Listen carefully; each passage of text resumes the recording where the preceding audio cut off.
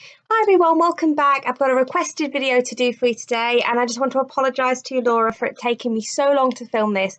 But this is requested from a subscriber called Laura, who's also I hesitate to say a friend because really she's more like a relative. So we were related, I would say, at one point, and she's very dear to me anyway. Hi, Laura, and hope you're well. And this is a video requested by her, but she's also a very loyal, very appreciated subscriber. And I hope it's useful to many of you as well. So I'm going to talk about skincare. You'll have seen it in the title, so it's no surprise.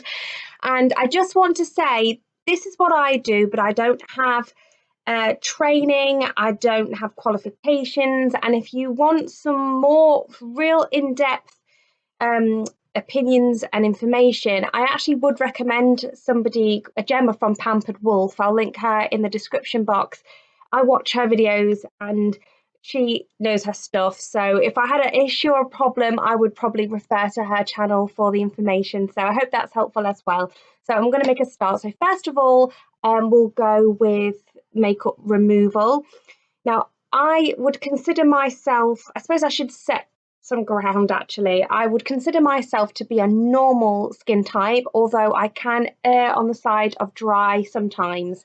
But I never really err on the side of oily. I say never really because I have gone through the odd spate here and there, much to my shock at the time where I had a little bit of oiliness here. But I'm talking, I'm 34, so I'm talking about that might have happened once or twice in my lifetime, and it'd be hormone related. So that's really not a thing for me. You won't find mattifying products or astringent products. I don't get blemishes, so I'm sorry I can't help you there. If you do suffer from acne, if I get the odd sort of one, it'll be sort of around the jawline, and it's usually related to the fact that I have unwanted hairs that I'm constantly going at, and so I can irritate my skin or get dirt on my skin, and that can cause it. Or again, hormones, but very, very, very rarely will I get a blemish. But I do suffer with sun sensitive skin. I do have, I wouldn't say I suffer with, but I do have aging skin. As I said, I'm 34, I'm approaching my mid 30s. And so this is the skincare that I go for to get glowing skin. And I'm not saying I've got glowing skin, but people do often compliment me, and I've been asked for this video and I get asked in real life. So here we go, we're going to talk about skincare. I've got this Clinique bag, which I really love, which I keep in my bedside table, and it has my makeup removal products. So all I use is good old-fashioned coconut oil, which you can get a huge jar from in Holland & Barrett's or Asda or wherever for not very much money, and it lasts forever. And I decant a little bit into a tiny little pot, which I keep in this bag. No point showing you it because it's got a brand on it, and the brand's not related to this video. So I put coconut oil in. And I've actually got a video. I almost forgot. I've actually got a video of how I remove my makeup with coconut oil, so I'll link that in the description box as well. And I use water wipes. I used to use any old baby wipes. I do find that water wipes mean that my eyes water less during the day. So obviously, I feel that time is best these to be the least irritating on my eyes, even though they're only on for a short time. So I take a little bit of coconut oil on my ring finger so that you're not pulling at your eye. I massage your eye and eyebrow. I wipe it off with one of these wipes. I wipe the rest of my face with one of these wipes, and that's my makeup removal process. So it's not expensive. I have had so many free samples of really good cleansing balms and high-end oils and stuff like that, and they just don't do it for me. I just don't understand why people spend money on that when you can just get good old-fashioned coconut oil. It's not messy in my opinion, and obviously for the environment the wipes aren't the most ideal, but if you were using other things you'd probably use cotton pads as well. So swings and roundabouts. So that's how I take my makeup off, and then I go in with my cleanse. So I usually put my hair back, get to a sink, and I do not use hot water. I don't know why. I've just always used cold to lukewarm water, and I feel like that's less harsh on your skin. And I feel like if you've got the right wash, you shouldn't need to use hot water to get your face clean. And I use Simple Kind to Skin moisturising facial wash. Now this is cheap as chips, if you're in the UK, don't ever spend more than £2 on this, because you're getting ripped off if you did. I once in an emergency spent £3.50 on one, because what they do is they hike the price up so that when they bring it down, they can go, oh, it's half price, even though that's how much it usually costs or whatever. So I ran out and I couldn't find it anywhere, and I went with it, and I'll never make that mistake again, because I always have like 6 and stock now. So this is my Holy Grail face wash. You only need a really small amount. I love the packaging as well. I mean, I have had the occasional one break on me, but because it's quite stiff on the nozzle, it doesn't squirt out really quickly, so you're wasting lots of product. You have to squeeze it quite firmly to get how much you want out.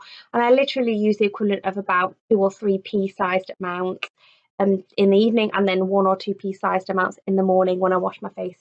So next, I'm going to talk about exfoliation. Now, I am careful when I exfoliate. I don't exfoliate and mask at the same time. If I'm going to exfoliate, I won't mask for 3 or 4 days, sometimes longer, and vice versa.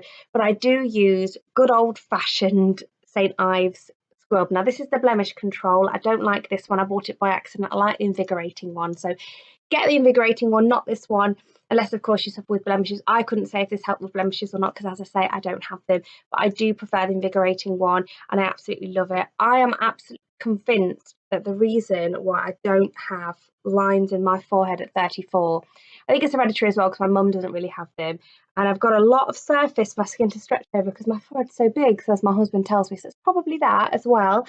But yeah, I scrub, exfoliate gently with the beads on my head, and I feel like it keeps my skin smooth. I give it a really good scrub around here because I don't want ingrowing hairs, and I do concentrate around the nose and also the cheekbones, where you want your highlighter to look smooth. I will say, I don't want the video to be too long, but I will say I think there is some method to it as well. I wish I had sort of the setup where I could get to the sink and really show you. But then again, I think I can explain it just fine. You really have to go section by section in your face. If you look up sort of Japanese and Korean sort of makeup, skincare regimes, you'll see that sometimes they can spend hours just removing and cleansing makeup and cleansing their skin. I don't go to that extreme. I don't spend long at all, but I do it meticulously. I don't just get scrub, rub it on my face, and jobs are good in.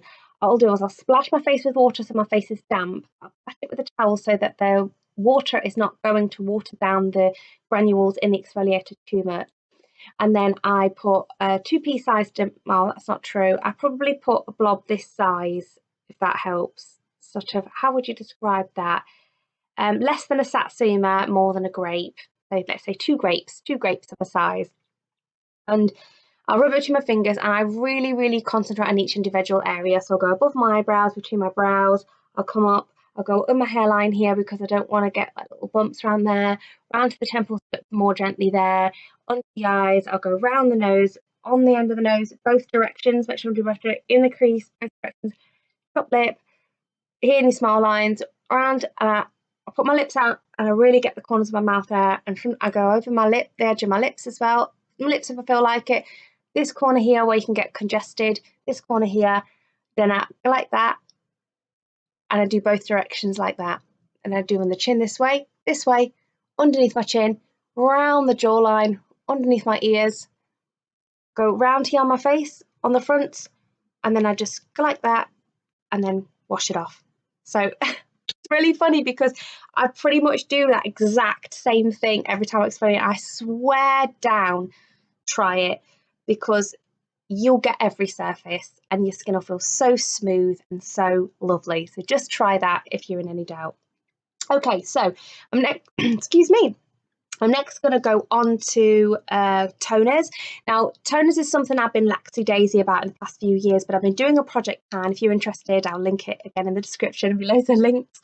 And I would recommend toner. I shouldn't have strayed off it. My grandmother, God rest her, she's no longer with us, my nan, she taught me from age 14, and I'm going to do the same with my daughter, 3-step, cleanse, tone, moisturise.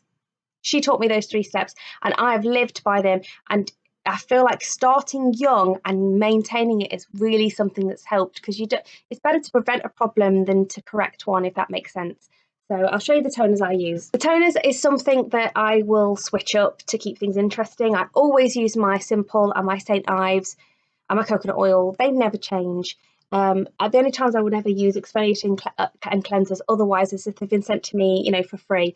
But these two, I'm really loving at the minute. So it's the Body Shop Aloe Calming Toner and the Pixie Rose Tonic, and that has rose and elderflower, which is a nourishing toner. They're both really, really nice, and I would recommend those. To be honest, I'm not really a toner connoisseur. I haven't got a holy grail toner.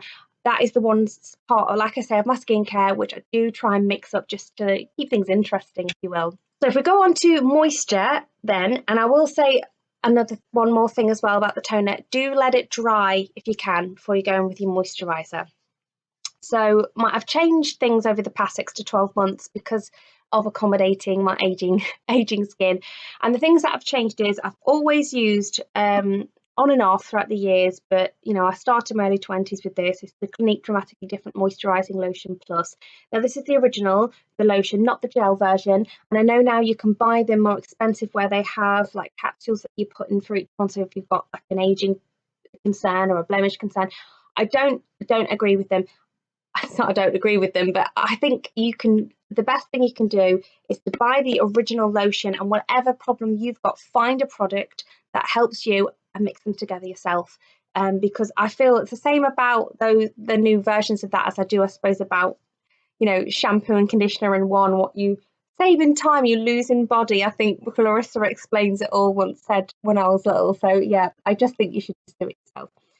Now, what I tend to do is mix a tiny drop of that Clinique moisturiser with the Ordinary Vitamin C Suspension 23% plus Face Fears 2%. So that's a mouthful, but in short, this is vitamin C, which is unstable by its nature. And so this is a water-free, silicone-free stable suspension, and it's kind of gritty, grainy. So it's not going to be for everyone. You may not like this. Personally, it doesn't bother me. And if it feels too tingly, like I said, I just add more moisturiser depending on how sensitive my skin is. But I've worked myself up. I can actually use this on its own now, and it's not a problem. And I really feel like it helps keep things bright and radiant. So I really just love this. It's really inexpensive as well. It's around about £5. But I like to buy this at the same time as my retinol, which I'm going to talk about next, because then you can get free shipping from Beauty Bay, which is where I get mine from. Also, with this, I'll just add that you do want to make sure you're using sort of vitamin C, retinol and stuff, that you are using SPF in the day. It's really important, not only because it's kind of like, it's not only like, oh, you're going to reverse the damage that you've done. I'm not saying that is true, but it's just that your skin will feel irritated if you go out in the sun when you're using products like this. You're not going to like it. I've done it. I've made the mistake a couple of times, and you do notice it. You think, should have put the SPF on. That was a stupid idea. So just saying, be careful with that. So you've got that. That's from the brand The Ordinary. Don't stock up on that because it's not stable. It's not going to last very long. I mean, the Clinique one, I just buy that and use it whenever, but I would stick by the 12-month on The Ordinary vitamin C because of the way vitamin C is. So that's that. Now, be careful with how much of that you use because of the hyaluronic acid and stuff. If you've got it underneath your makeup, sometimes it can break foundation down. So just use a really small amount if you're going for a long wear makeup look. This is the Ordinary Retinol 1% in squalane. Now, you can look up retinol videos on YouTube. I can make a whole video on it, so I'm not going to go into it and bore you, but you can't just go into the 1%. You have to build up. There's a reason there's a 0.5 and a 0.2. Research it. If you want a video on it, let me know. Type me a comment and let me know if you want me to do a video about retinol. I'm happy to do one. But this is what I use at night. The best way that this works is on its own, I think. I was going to say as a last step then, but if you put an oil on and then this over the top, it's going to water down the potency. But if you what I mean by a last step is if you've got anything water-based, if my skin's feeling thirsty and I want to put something on to really quench the thirst, I will put that on first and then the retinol on second. And I will say as well, for me personally, and it's not for everybody, I can take this all over my eye area, and I feel like this has helped massively with the sun damage I had on my eyelids from going to Spain as a child and not having SPF on my eyelids or sunglasses, and also under eye wrinkles, crow's feet, fine lines. It helps with that massively. And also my lashes, I don't know if it's the squalane rather than the retinol, but my lashes I feel are fuller and longer, not necessarily thicker, but fuller and longer, and just more nourished, and they've been looking better since I've been using this product. So I use it all over. I try to use it just completely on its own, but I'll show you what I use it with when I'm feeling a bit dry. So this is the Clinique Moisture Surge, and it's in a vacuum pump, so it's really sanitary. This again is a product I can use right under my eye. I haven't tried it on my eyelid, I must admit, and I'm not going to, because it's not particularly dry, and I don't like to mess with that area unless I have to. But this I could take right up to the lash line, and so essentially when I put this on and then I put my retinol on over the top, I don't need an eye cream. So that's why you've not seen me talk about a night eye cream, because ever since I got my retinol, I've stopped using eye creams at night. I just feel like if I put an eye cream on and the retinol over the top, my eyes just feel like it's just too much, and they do become irritated, even though individually the retinol and the eye cream wouldn't necessarily, irritate my eyes, if that makes sense. This is another product I'm just going to throw in there as a wild card. It's Clinique Moisture Surge. Now, personally, I find that with the lotion and the concentrate serum, for extra boost, I don't really need this, but I've been given it in lots of samples and I do like it. So I just sometimes interchange the lotion and the serum with this instead, and they pretty much do the same job. Now, for eye cream, I will mention this. Sometimes I do wear an eye cream in the day if I'm not wearing makeup. So I don't like wearing eye creams underneath my makeup because, again, it's too heavy on my eyes and they start to water. But if I was going to wear an eye cream in the day, if I was going to recommend any eye cream to you, it would be Clinique Repair Wear Anti-Gravity. For our age group, younger, all about eyes, by Clinique. Again, I used that for years and that is absolutely brilliant. It's not enough for me now, or doesn't do anything for me now, but when I was younger, I loved it. Okay, so let's talk about masks. Now, I like all of the masks from this L'Oreal line. This Pure Clay Blemish Rescue mask is the example I've got here. But I think there's 3 or 4 types. I've tried them all. I really like them. As I said, it's with blemishes, but I really like this one. I never would have thought to buy it, but I got a sample and I just really enjoyed it. It's blue. I wouldn't be attracted to the colour. I wouldn't be attracted to the fact it says blemish, but I tell you what, this is a really good mask. I just like to use the masks. I never put it on my forehead because it can get dry easily, but I just put it on this area here, and that's it. And then I just do that every now and then. It just tightens up my pores and just makes me feel like everything's gotten out of my skin. If you don't often go to the spa like me, you might want to use a mask more, but I don't use a mask very often, literally maybe once a fortnight, because I do like to go to the steam room when I've been to the gym, and I feel like the steam room on its own, can clear your pores out and make you feel like you don't, need to do anything more. And I will say that I know not everyone has that option, but if you do have that option, it's really good for your skin.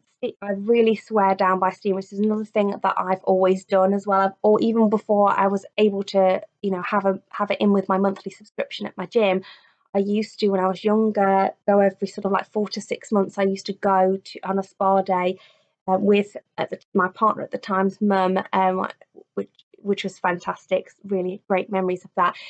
That's by the by. But I used to go there, and I really recommend just treating yourself, not necessarily to a facial, because I just feel like I wouldn't waste my money on a facial. I'd get a facial if it was free.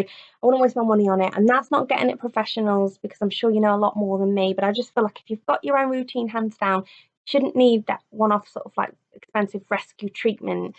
And whereas I feel differently about steam rooms. If you can go in the steam room, go in the steam room. Okay, and now we're just going to talk a little bit more about oils. So if my skin's feeling a bit like I want to break from the retinol, like if I've been in the sun a bit, not reapplied my SPF, or if I've done hair removal on my upper lip or exfoliation, and I feel like calm down with the retinol today, Kelly. If I feel that way, then I will go with a different type of oil. Now I've got the Kiehl's Midnight Recovery Concentrate. That's a YouTube maybe buy it product. And I've also got the Vitamin E by the Body Shop Overnight Serum in Oil. I prefer the Body Shop to the Kiehl's, and I believe that was cheaper. I like them both, but I prefer the Body Shop. So those are good oils to have, but really I don't think, if you've got the same type of skin as me and you're using this stuff I'm telling you, you shouldn't need that. I'm showing you that because I've got them and I've used them and I do like them. But if I once they're gone, I probably won't repurchase them because my skin's so accustomed now to retinol that I very rarely need to not use retinol, if that makes sense. And the last oil I'm going to mention is the watermelon seed oil by Fourth Ray Beauty. They have loads of different sort of types of this, like a turmeric one and a honey one, I think. But this is the only one I've tried, and I mix this in with my foundation. And when I want it to be more dewy, I've got it on today, or like more natural if it's a matte foundation.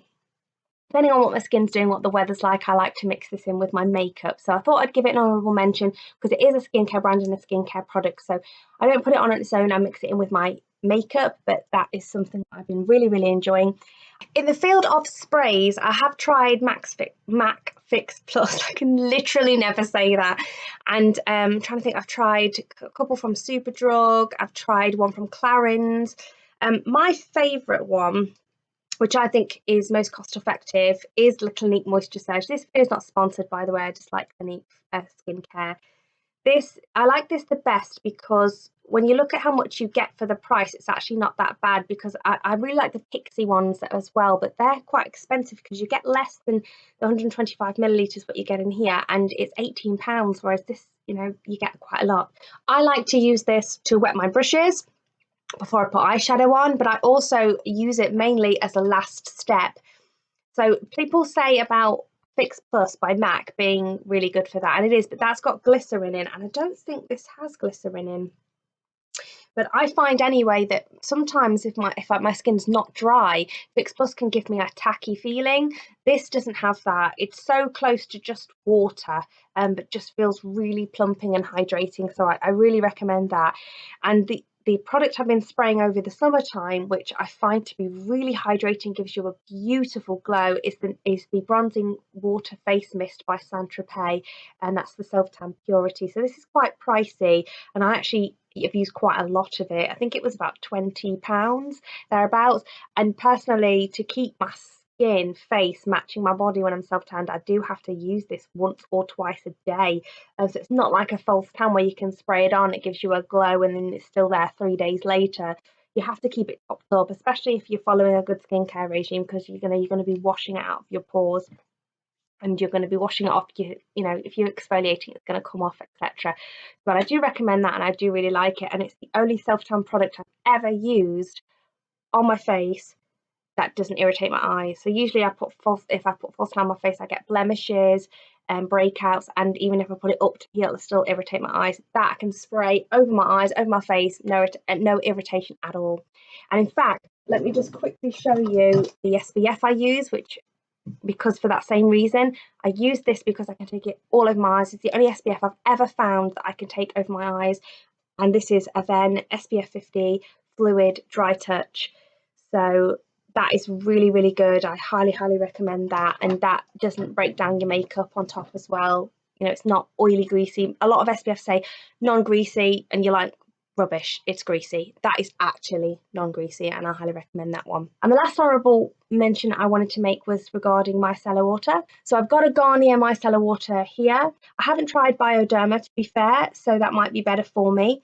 This I'm using because I've got it, and I very rarely use it. So say if I've got up in the morning and I can't be bothered to wash my face, and I've got to quickly go out the door, then I'll get a cotton pad and I'll rub this over my face and put some moisturiser and go.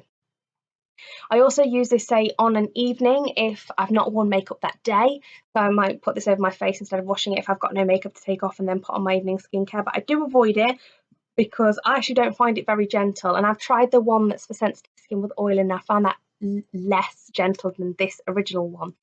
So I can't use this over my eyes, even though you're supposed to be able to. It says for face, lips and eyes. I can't do that because it does irritate my eyes. So I use it on my face, and it's a decent one. But I'm sure you've heard of micellar water before. So that's everything I can think of to talk to you about what I do with my skincare. So just to recap them, I remove my makeup with coconut oil and a water wipe. I cleanse, tone, moisturize, and then I'll put on a retinol with squalene on in the evening, or I'd add an oil to my foundation if it's the day and I want an oil. And I would say stick to it. That's another thing. It's kind of, you can't skip. I mean, I'm not perfect, I do skip, but I do see the difference in my skin. I'll try and exfoliate once a week, try and mask once a week, apply in steam once a week, and I can't, there's normal stuff, drink water and blah blah blah, but I'll be honest, I don't pay attention to that. Like I should, I know I should, but I don't. I drink loads and loads and loads of coffee. I do eat fruit, and that helps. So I drink loads and loads of coffee, and so I can't preach to you there. But that's just these are the products I've done, and I find that religiously making sure that twice a day you're at least cleansing and moisturising at the very bare minimum, then hopefully that'll bring you along nicely. So I hope you enjoyed the video, guys. Please leave me any questions or comments, obviously in the comments. I'll try to answer them, and if you want that video on retinol, let me know and I'll try and make it. See you soon, guys. Bye.